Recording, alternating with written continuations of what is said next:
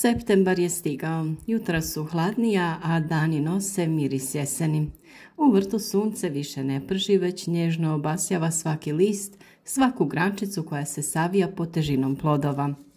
Hodam tako između gredica i osjećam kako svaki korak šušti po sloju malča, tog tihog čuvara vlage i života u zemlji. A oko mene boje koje oduzimaju dah.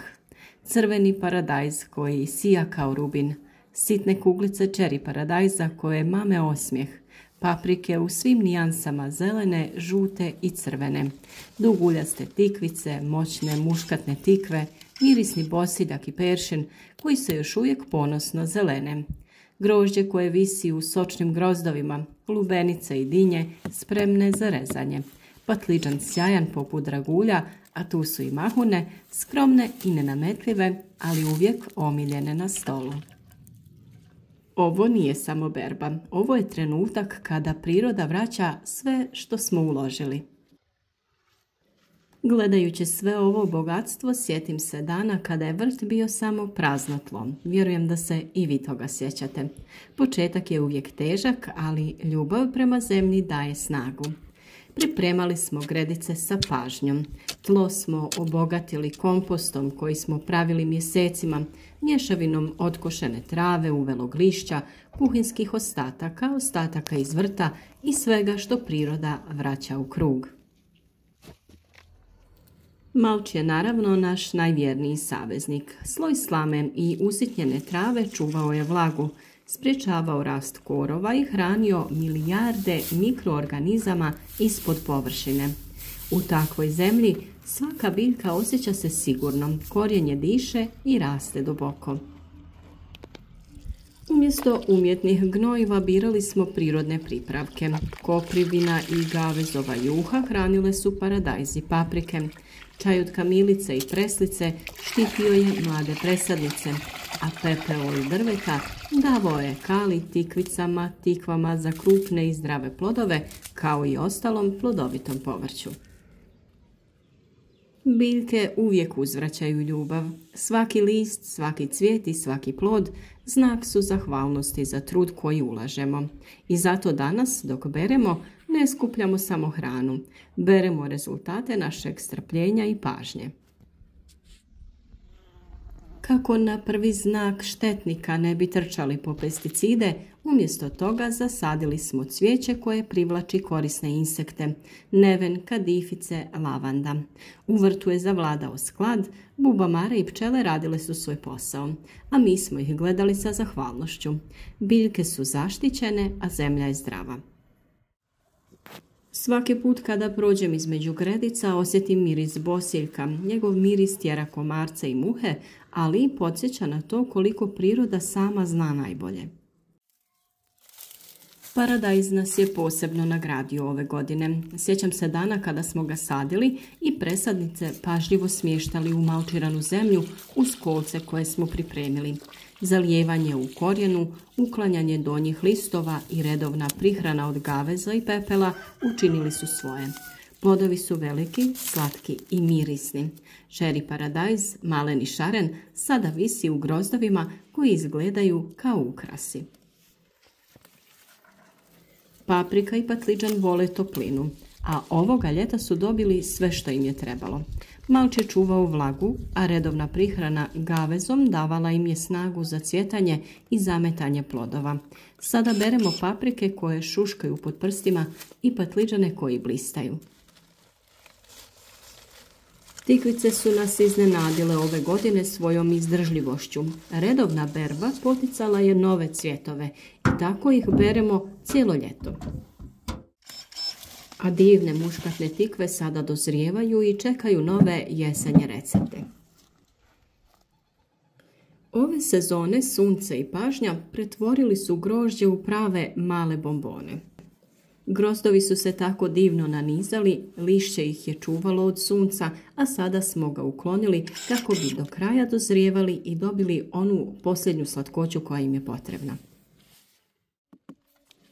Lubenice i dinje posađene na toplom malčiranom tlu sada pružaju slatkoću koja najbolje govori koliko vrijedi trud uložen u zalijevanje i brigu oko biljaka. Naravno, ne smijemo zaboraviti na mirisne čuvare našeg vrta. To je začinsko bilje, bosiljak, peršin, menta. Svi oni čuvaju vrt i daju mu posebnu dušu. Bosiljak svojim mirisom odbija štetnike, dok peršin i menta oplemenjuju tlo i privlače korisne insekte. Svaki list začinskog bilja podsjeća da vrt nije samo hrana, nego i terapija za dušu. Naravno, dok beremo sve ove plodove, osjećamo zahvalnost. Svaka kap znoja koju smo prolili pri pripremi tla sada se vraća u obliku zdravih plodova. Svaka odluka da izbjegnemo hemiju i oslonimo se na prirodu sada se vidi u mirisu i okusu ove hrane koja je uzgojena na prirodan način. Berba nije kraj, već kruna jednog ciklusa.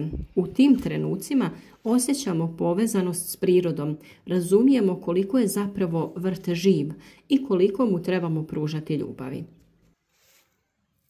Septembar nas uči strpljenju i nagrađuje naš trud. Dok u rukama držimo zrele plodove, znamo da je svaki od njih priča o sjemenu posađenom s nadom, o mladim izbojcima koje smo zalijevali, o biljkama koje smo štitili prirodnim preparatima.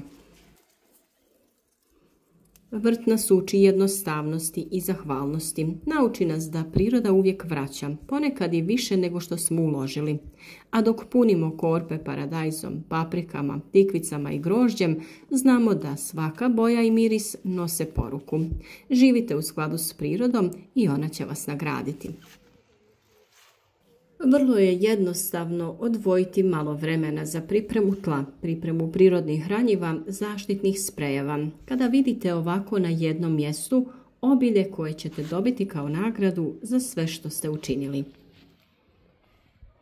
Septembarska berba nije samo skupljanje plodova, ona je slavlje života, prirode i našeg truda. Dok sunce polako zalazi iza krošnji, a vrt miruje nakon još jednog dana, znamo da se sav naš rad isplatio. Hrana koju unosimo u dom nije samo organska i zdrava, ona nosi ljubav i energiju našeg vrta. Berba u septembru podsjeća nas da svaka sezona ima svoju ljepotu. Proljeće je vrijeme sjetve i nade, ljeto rada i pažnje, a jesen zahvalnosti. I zato danas beremo s osmijehom, svjesni da smo dio jednog velikog prirodnog ciklusa koji nas povezuje sa zemljom i sa sobom samima. Naravno da ovdje nije kraj. Naše biljke koje su sijane u proljeće dale su sve od sebe, ali mi idemo sa novim jesenskim i zimskim uzgojem. Sijemo salatu, špinat, blitvu, rotkvice, crveni i bijeli luk, mrkvu. Sijemo krompir koji će nas uskoro obradovati mladim krompirom kada drugi ni ne maštaju da bi ga mogli imati. Pridružite nam se i pratite naše savjete za vrijeme sjetve pojedinih biljaka. Pripremite hranjiva i sprejeve za zaštitu kako bi ih na vrijeme upotrijebili. Spriječite razvoj bolesti i štetnika i na kraju imajte zdravi produktivan vrt koji će nagraditi vas i vaš trud i pažnju. Nadam se da će vas ovi kadrovi potaknuti da učite iz našeg iskustva, da isprobate naše savjete i budete jednako uspješni u uzgoju. Govorimo o uzgoju biljaka od sjemena do ploda, pripremi tla, važnim koracima u svim procesima i stadijima uzgoja. U vrtu nema brzih rješenja, nema preskakanja koraka kako bi prije bili gotovi. Nemojte misliti da ćete tako brže doći do rezultata, možda samo do razočarenja. Priroda i biljke imaju svoj tempo, a vi samo treba da osluškujete i pratite, na vrijeme reagujete. Mnogi od vas su ove godine uz naše savjete ostvarili odlične rezultate. Malo je ulogu igralo pravo vrijeme reakcije, malo i sreća i naravno najviše vaš trud i zalaganje. Mnogi ipak nisu uspjeli, poklopili su se loši vremenski uslovi, razne nepogode ili jednostavno ništa nije išlo kako treba. No nemojte odustati. U vremenu gdje su nam dostupni većinom proizvodi koji su puni štetnih supstanci koje samo mogu naštetiti našem zdravlju, šta god uzgojimo sami, bolje je od bilo čega drugog. Idemo dalje, sijemo i sadimo, borimo se i nadam se beremo obilje zdravih i ukusnih plodova i biljaka.